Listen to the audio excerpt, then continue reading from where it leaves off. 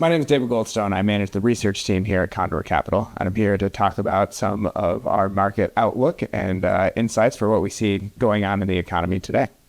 We're going to start here with the bond market. Although less talked about than the equity market, I think it's going to be a very interesting year. 2024 will be a very interesting year for the bond market. We've got the Fed is going to start cutting rates here.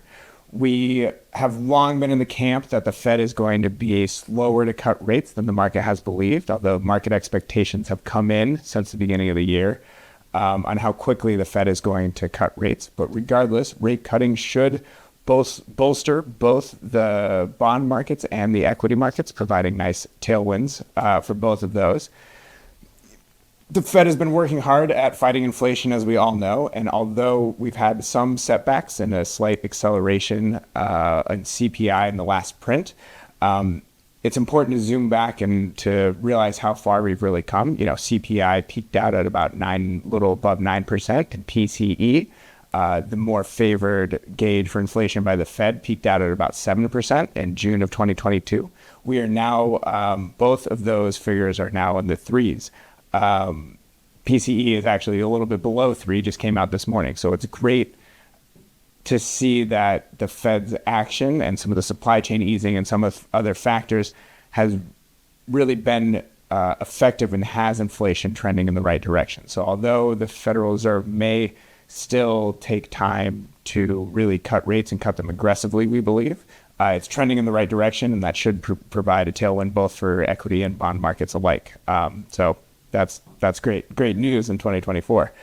As far as high yield, as we stick with bonds here for a second, credit spreads have really come in, which means that high yield investors are not getting paid as much of a premium as they used to be last year for taking on a little bit more risk.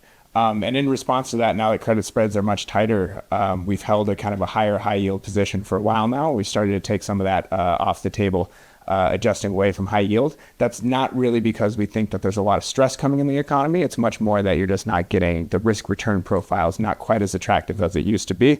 But we've long been in the camp of a soft landing, and that we don't think the U.S. economy is headed for a significant recession, and that generally the economy has continued to show impressive resilience and strength.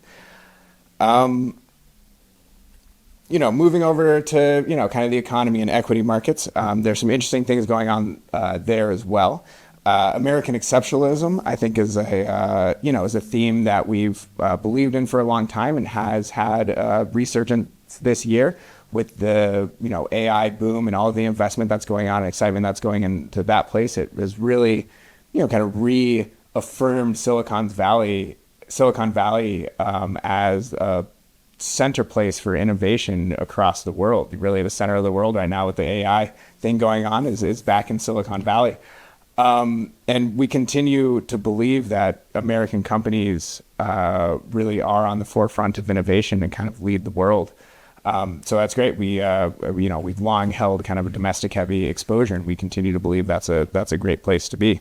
Other tailwinds that are going on as well is that we had some pretty significant legislation, specifically the IRA and the CHIPS Act passed last year. And you're really going to start to see a lot of that money get deployed into the economy this year as, firms and specifically kind of industrial start to take advantage of that available money to improve our infrastructure, to try to onshore some more chip manufacturing, and take advantage of the money that's been made available by the federal government. So that should be, a nice, additional tailwind as well. The American consumer has also been extremely resilient through all of this. Consumer spending has really held up at very strong rates. 70% of the economy is driven by the consumer in this country, so that's really important. Another thing is that wage growth has also continued to be strong, although it's come back some. And inflation has come down to the point now where wages are, average wage growth is higher than inflation, so that people are actually in real terms making more money, which should continue to support the strength that we've seen in the consumer and the strength of spending. So we're positive about that as well. Of course, this year we have the election coming up. one of the important things about any election cycle is that certainty tends to be a lot more important than which party wins. So although you may see some volatility kind of going into this election cycle and up until the election, once the election passes, regardless of who wins, the market's really going to like to have more certainty and more clarity about what the future holds and kind of the direction of policy and where this country is headed on the economic front. So that's important as well. Also to touch on housing for a second, one of the areas where higher rates often impacts the most is, or has a more immediate impact is on housing. As it's much more expensive. Prices have gone really high. It's much more expensive to borrow money to buy houses. One of the things about that is you'd expect that to slow down, have a significant slowdown in housing. But one of the things is that as rates have gone higher, there's already an existing supply and demand imbalance. There's not enough housing in this country. There's a lot more demand for houses than there are houses. The other thing is that as people have locked in, existing owners of houses have locked in, 2%, 3% mortgages. Now it's much more difficult and a much different calculation to move out of your house. So as rates stay higher, there's also more constraint on supply as people aren't moving nearly as much, which should support, housing prices just because there's, an additional lack of supply kind of coming onto the market.